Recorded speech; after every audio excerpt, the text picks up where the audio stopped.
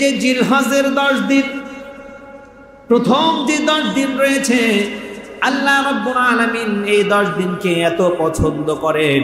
এই পছন্দ করে প্রত্যেকটা দিনের বিনিময়ে আল্লাহ রাব্বুল আলামিন মানুষ যদি রোজা রাখে, এক একটা রোজার জন্য আল্লাহ পাক একটা করে হজ এবং একটা করে ওমরা হজের পরিপূর্ণ সওয়াব দান করে দেয়।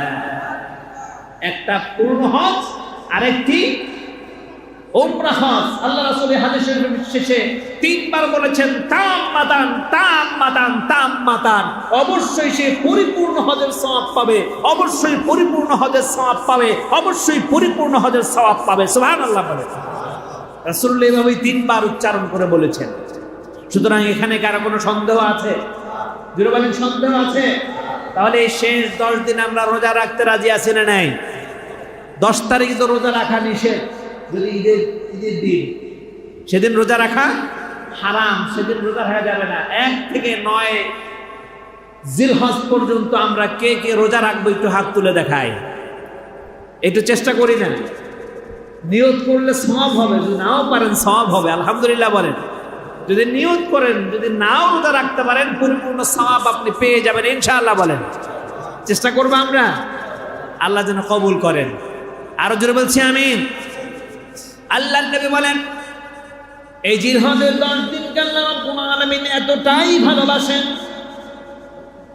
একটা সওয়াবের কাজ করলে সাধারণ দিনে যদি 10 দ্বারা আল্লাহ পাক গুণন করেন, এই জিলহজের প্রথম 10 দিনে একটা সওয়াবের কাজ করলে সেই সওয়াবটাকে আল্লাহ পাক 700 গুণ বৃদ্ধি করে দেয়। কত গুণ? আওয়াজ দিয়ে বলেন, কত গুণ?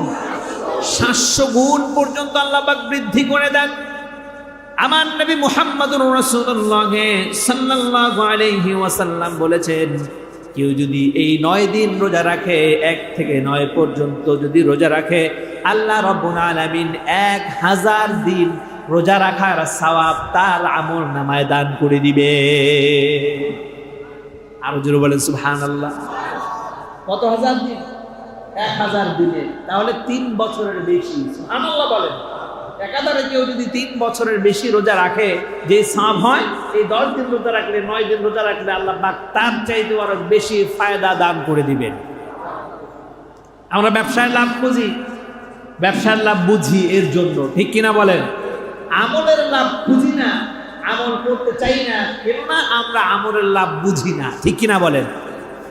আমলের লাভ তখনই বুঝে আসবে যখন আপনার টাকা কোনো কাজে লাগবে না, আপনার আত্মীয়তা কোনো কাজে লাগবে না, আপনার ধন সম্পত্তি যা কিছু আছে, প্রতিপত্তি অহংকার যা আছে, সব যখন ধূলিসাৎ হয়ে যাবে, তখনই কেবলমাত্র আপনি সওয়াবের মূল্য বুঝতে পারবেন। আলহামদুলিল্লাহ বলেন। মরণের আগে যেন আল্লাহ পাক আমাদের এগুলো বোঝার তৌফিক দান করেন। আর জোরে বলছি আমিন।